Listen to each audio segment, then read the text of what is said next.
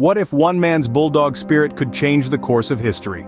Enter Winston Churchill, a man born into an aristocratic family in the year 1874. As a young boy, he was not particularly remarkable, but life had grand plans for him.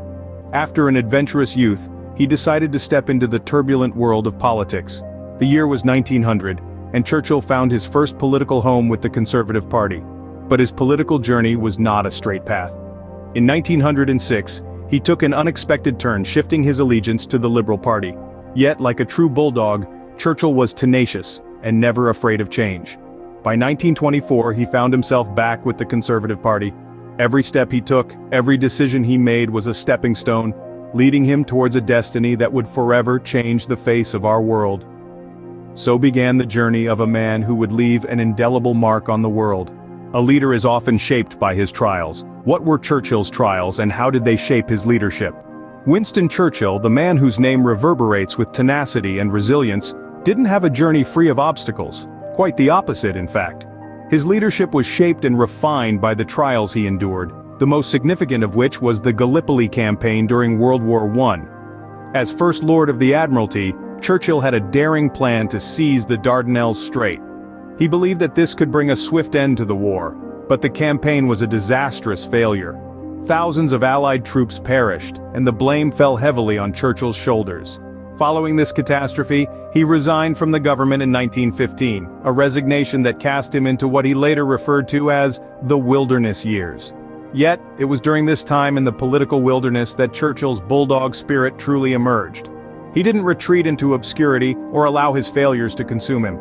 Instead, he used this period to reflect and learn, to refine his political acumen, and sharpen his strategic thinking. This period also saw Churchill become one of the lone voices warning about the rise of Nazi Germany. While others chose to ignore or appease Hitler's ambitions, Churchill was unflinching in his stance. His warnings, though initially dismissed, would prove prophetic. In 1940, at the dawn of World War II, Churchill's moment arrived. He was appointed Prime Minister of the United Kingdom, a position he would use to galvanize the nation against the looming threat of Nazi Germany. The man who had once been blamed for a disastrous campaign, who had spent years in political exile, was now tasked with leading his nation through one of its darkest hours. Churchill's bulldog spirit was not daunted by failure. Instead, it was steeled for the challenges ahead. His trials had shaped him, had prepared him for the immense burden of leadership. And as we'll see in our next scene, Churchill's bulldog spirit would guide him and his nation through the trials of war. What does it take to lead a nation through the darkest days of World War II? Winston Churchill, a man of indomitable spirit, took the helm of his country during these tumultuous times. He didn't just lead, he embodied the spirit of resilience, the very essence of the bulldog spirit. His leadership was a unique blend of tenacity and inspiration. When the world around him appeared grim, he stirred the hearts of millions with his powerful and eloquent speeches. They weren't just words, they were a rallying cry to the British people, a call to arms to stand strong in the face of adversity, to never surrender even when the odds were stacked against them. Churchill's speeches were the soundtrack to the war, echoing through homes, factories, and fields, uniting a nation under the banner of courage and determination. His famous lines, "We shall fight on the beaches, we shall fight on the landing grounds," was more than rhetoric. They were a promise, a vow that Britain would stand its ground. But it wasn't just his speeches that set him apart. Behind the scenes, Churchill was a strategic mastermind, instrumental in shaping the decisions of the Allies. He understood the complexities of war, the need for alliances, and the importance of strategic planning. His foresight and strategic brilliance were key in navigating the Allies through the labyrinth of war. One cannot talk about Churchill's wartime leadership without mentioning his steely determination. His resolve was unwavering, his spirit unbowed. Even in the face of crushing defeats, Churchill refused to entertain the idea of surrender. He held fast to his belief that Britain would prevail, embodying the bulldog spirit that would lead them to victory. Churchill's leadership was a beacon of hope in the darkness, a testament to the power of the bulldog spirit.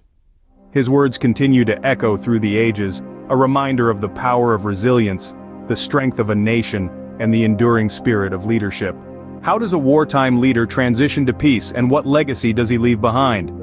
As the dust settled on the battlefields of World War II, Winston Churchill found himself facing a new kind of battle.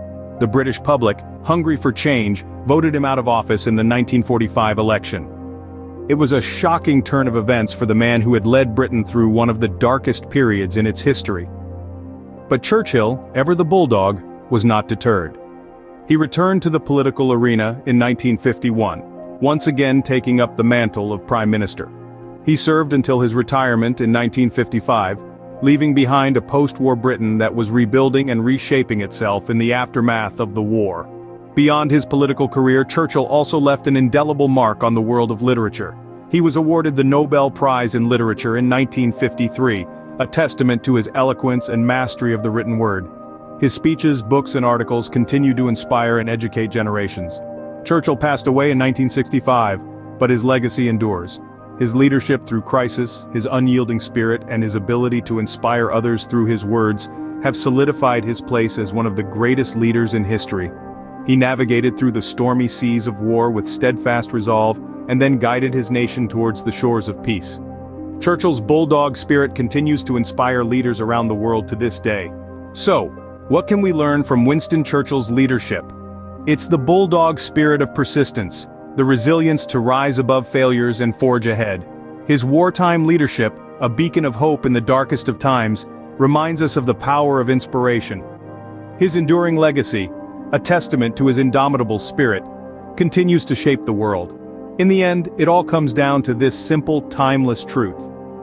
In the words of Winston Churchill himself, "Success is not final, failure is not fatal, it is the courage to continue that counts."